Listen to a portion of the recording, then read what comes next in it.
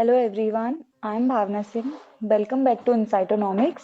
So let's start the topic for today without a further ado. In this video, we are going to solve the Indian Economic Services General Economics Paper 1 question. तो हमारे पास ये question है जो हमारे general economics paper 1 में आया था। And ये क्वेश्चन क्या पूछ रहा है? आपको ये देखना है कि ये इसमें आपको फाइंड करना है कि ये ट्रू है या फॉल्स है, जो भी आपका एक्सप्रेशन गिवन है। तो आपको एक यूटिलिटी फंक्शन गिवन है इस तरीके से, एंड ये प्राइसेस है, इनकम है, आपको ये यूटिलिटी। ओके, तो आपको ये बताना है कि जो आपका एक्सप्रेशन आया है इनडायरेक्ट यूटिलिटी फंक्शन के लिए वो ट्रू है या फॉल्स है। ओके, तो वो आपको कैसे पता चलेगा? जब आप using this function indirect utility function का जो एक्सप्रेशन है डिराइव करोगे, then you will compare with this. अगर ये दोनों इक्वल आएंगे देन वो सही है, अगर इक्वल नहीं आता है तो सही नहीं है।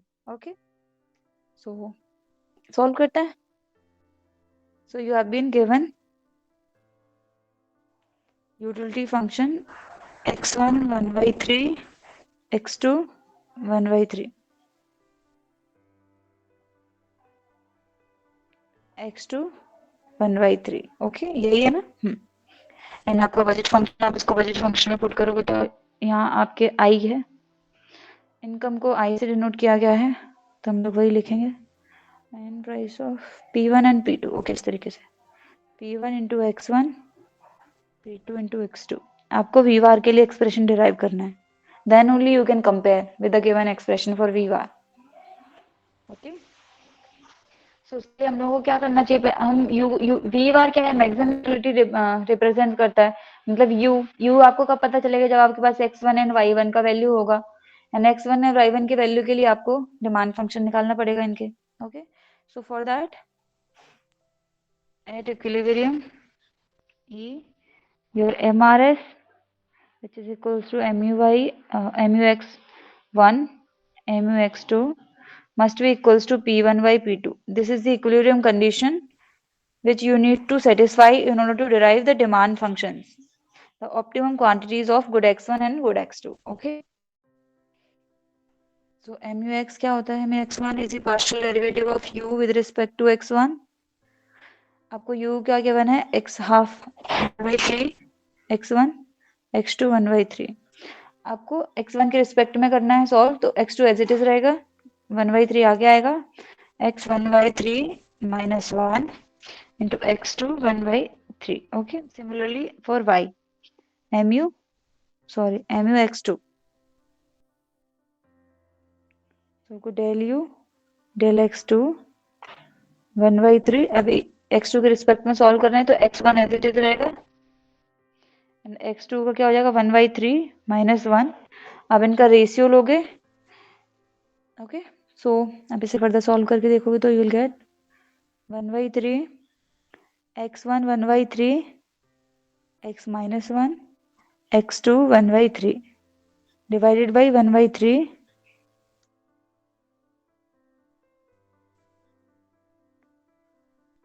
x 1/3 x2 1/3 x2 minus 1 equals to price ratio.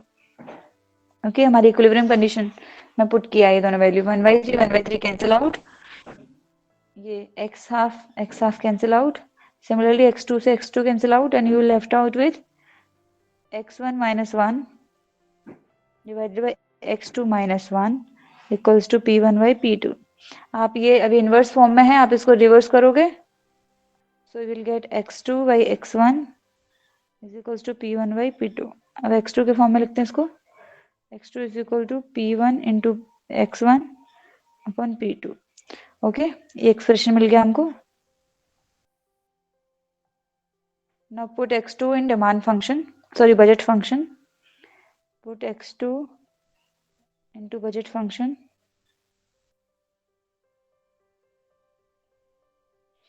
which is I is equals to P1 into x1 plus P2 into x2। x2 हमारे पास क्या है? P1 into x1 divided by P2।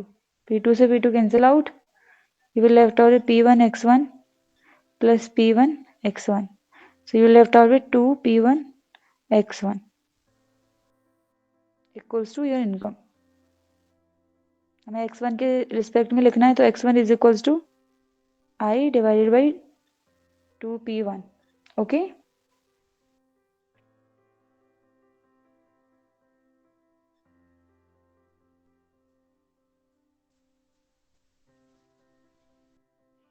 This is the demand function for x1.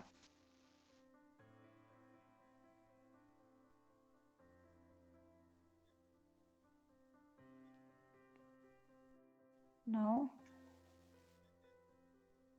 put this x1 into your first equation, equation 1, जो कि क्या है, ये वाली, ये है हमारी इक्वेशन 1.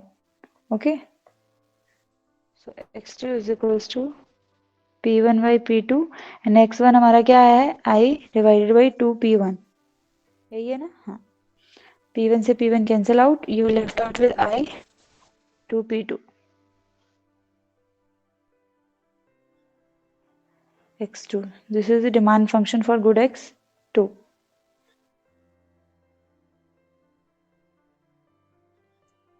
ये हमारे पास x1 star and x2 star आ गया. Now we have to put this x1 star and x2 star in our utility function so that we will get the expression for our v bar. u हमारा क्या था, x1 half 1/3, x2 1/3. Put करते हैं, so you will x by 2 p1 1/3 into I divided by 2 p2 1/3. So your v bar is equals to, अब यहाँ लिखते हैं अच्छी तरीके से, your v bar is equals to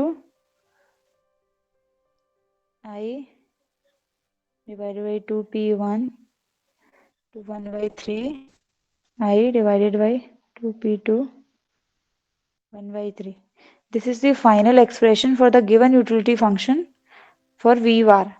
Okay. अभी हम चेक करते हैं कि हमारे क्वेश्चन में v bar का वैल्यू क्या था. क्वेश्चन में क्या गिवन है, v is equal to i3 divided by 3 p1 p2. Question में हमारा v bar क्या गिवन है, let me use different colour for that. Question में क्या गिवन है, v is equal to i3 divided by 3 p1 into p2. ये है question में given function for v bar. ये दोनों सिमिलर नहीं है. ओके, दैट मीन्स ये फंक्शन जो है फॉल्स है. ओके, सो हमारा आंसर आ गया false. So this is it. I hope आप लोगों को क्लियर हुआ होगा. Thank you so much for watching our content. If you find it helpful, make sure to like, share and subscribe our channel. And if you had any queries and observations, please do let us know on our comment section.